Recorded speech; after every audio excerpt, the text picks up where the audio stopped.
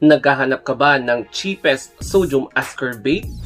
Well, huwag ka na mag-alala kasi andito na ang B-Well-C sodium ascorbate na pinaka-cheapest na sodium ascorbate variants na vitamin C.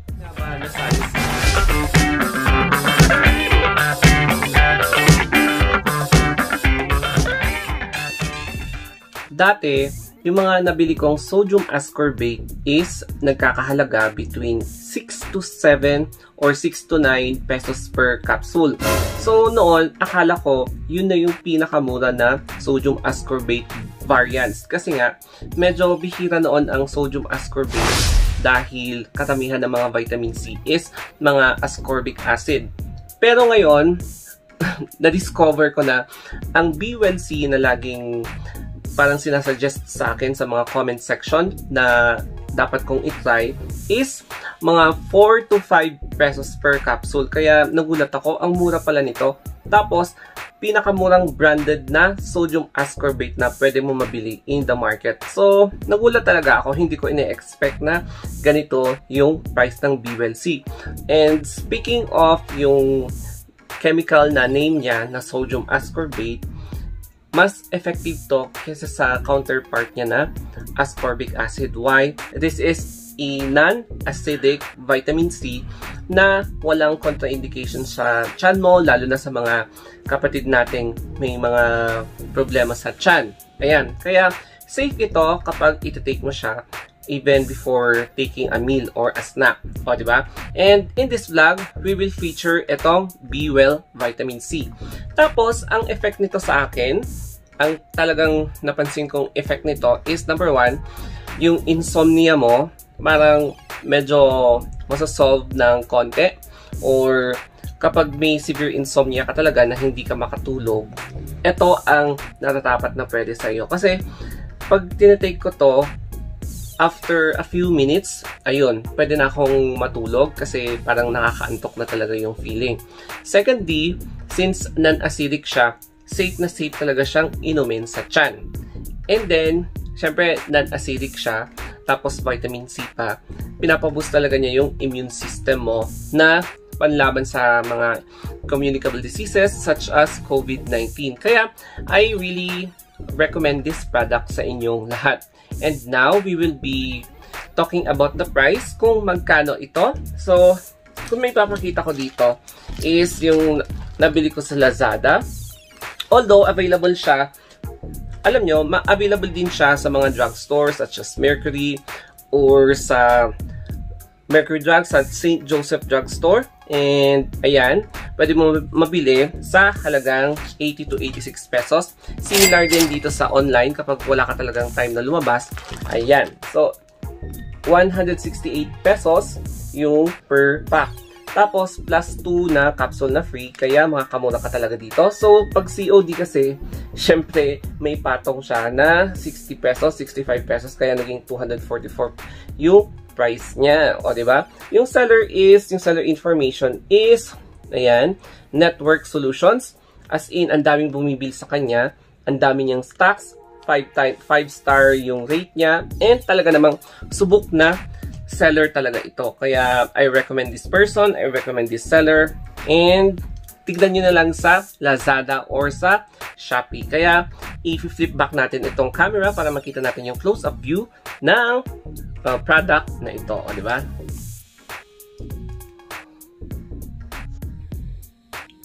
Hello guys! We have here yung dalawang nabili ko na B-Well-C non-acidic vitamin C. As good as natural orange. And then, ang maganda dito, ayan, close up look na natin siya. Meron siyang 10 na capsules plus 2 free as promo pack. So, I recommend you guys to buy this product na 1 month, 1 mat or 1 pack. Then, 86, 84, mga ganun yung pwede nilang i-benta sa inyo. Available din siya sa Watsons. Ayan. So, pag nasa Watsons kayo, nasa cashier, ayan, may mag-offer sa inyo ng ganito. So, grab it and try nyo. O, diba? Baka hiyang kayo sa B-Well non-acidic vitamin C, sodium ascorbate, ang pinaka-cheapest na sodium ascorbate in the market. So, 500 mg capsule vitamin. And, i-flip na natin siya. So, ang indication niya is for the treatment and prevention of vitamin C deficiency and to strengthen your immune system. Tapos, meron ako nabasa dito, do not accept if tab has been taken. Ayan, so ganyan siya. And of course, may mga, ano siya dito? Ayan o, may mga explanation siya. Dosage precaution with low sodium diet. Ayan. Consult physician. Kapag, ayan, may problema sila sa kidney. Ayan. So, definitely kapag may renal failure kayo, you should consult your physician.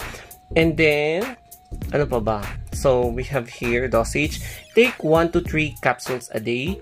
So, sa akin, bilang healthcare worker, 3 capsules a day sa akin kasi nga, na-expose kami sa mga pasyente. O, diba? So, yung formulation niya is 500 mg, equivalent to 444.5 mg ascorbic acid. So, yung manufacture date niya is June 2020, nung June lang. And then, yung expiration date niya is next year pa, June 2022. O, diba? So, Lehal Laboratories. And, o, diba? Store at room temperature, not exceeding at 30 degrees Celsius. Protect from heat, light, and moisture. So, do not refrigerate.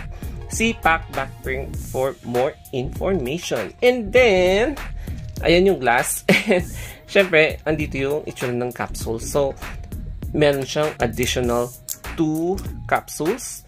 So, syempre, ayan yung isa. O, diba? So, mamaya, ipapakita ko sa inyo. So, mas nauna itong pre-tape kaysa sa pag-take ko ng isa. So, ayan. Paano ko nga ba ito? Paano nangyari yung ganito? So, papakita ko sa inyo yung actual demonstration. So, if you flip back natin ito, camera na ito. Yung contraindication, ayan, the contraindication of taking B-Well-C kapag meron kang serious na sakit sa liver problems, kapag may cirrhosis ka na, or kidney problems, you should consider consulting your physician before taking like this. Kasi kapag meron ka na talagang chronic diseases, meron ka ng problema talaga sa health na need mo talaga na isolve sa physician mo. So, yun po yung contraindication nito. Tapos, i-take na natin ito, product na ito, para at least i-demonstrate ko na makita nyo to show you kung ano yung taste niya, yung amoy niya, tsaka yung itsura niya. And now, ganito yung itsura ng capsule. So, pagbubuksan mo, syempre, kanya-kanyang style na pagbukas, pero sa akin kasi, ganyan. Ganito, ayan. So, lumabas siya, and it is color orange. Medyo malaki yung capsule. Yes, feeling ko medyo slightly bigger than normal na capsule. Ayan, buti naman nag-clear siya. Ganyan yung itsura ng capsule. Tapos, kapag aamoy nyo siya, walang amoy. And then, iti-take na natin. So, o, diba? Ang ating mahiwagang baso. Kaya, cheers! And then, let's take this vitamin C.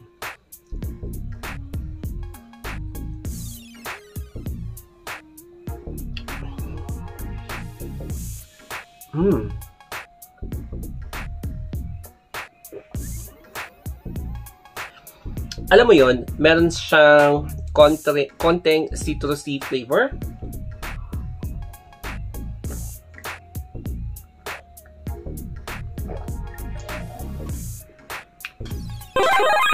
Yes, meron siyang citrusy flavor. Hindi siya mahirap lunukin. Yes, hindi siya mahirap lunukin. It is smooth, unlike sa mga iba na kailangan mo talagang mag-effort para lunukin ang product na ito. Tapos, 3 times a day, 1 to 3 times a day, kapag talagang ang nature ng work mo is sa labas, nakikipaghalubilo sa mga tao, you should take at least 3 capsules per day. Kasi nga, syempre nasa pandemic tayo, we need stronger na support na parang ganito to protect ourselves from communicable disease infection. So, ayan, BWellC sodium ascorbate. Hindi ko talaga inaasahan ang price nito na sobrang mura. 4 to 5 capsule. 4 to 5 pesos per day. Pwede mo nang i-boost ang immune system mo. So, kung tatanungin nyo sa akin kung bibili pa ako nito after kong maubos, yes, sure ako na bibili pa ako ng ganito because ang mura niya and makakatipid pa ako. As compared sa mga ibang sodium ascorbate, ito ang pinakamurang sodium ascorbate na so far na try ko. And yes, my rate for this one, yung verdict ko for this product is 12/10. Bihira lang kasi ako magbigay ng 12/10. Bihira ba? Basta kapag na-impress ako, nagbibigay ako ng 12/10 because I believe na syempre branded ang product na ito and ang sobrang cheap pa. O di ba? As compared sa ibang sodium ascorbate. Tapos aawayin ka pa ng mga, alam mo yon, yung mga brands na hawak ng mga networking companies, hindi yung mga companies na mainstream companies. So, aawayin ka pa ng mga seller kasi nga nag-uunhan sila sa selling, sa item, sa price, ayan. Pero ito talaga, as in, super mura, hindi ka magkakaproblema dito, and hindi ako magkakaproblema sa mga seller or mga network marketing sellers ng mga products. So, ayan guys, ang last message ko for this vlog is subscribe to my YouTube channel if nagustuhan nyo itong vlog ko. Ayan, kahit na pautal-utal ako. If you have any questions or suggestions, just comment down below. And reach me out in my Facebook page, Instagram, or Twitter, The Story of Anthony. So hanggang dito na lamang po.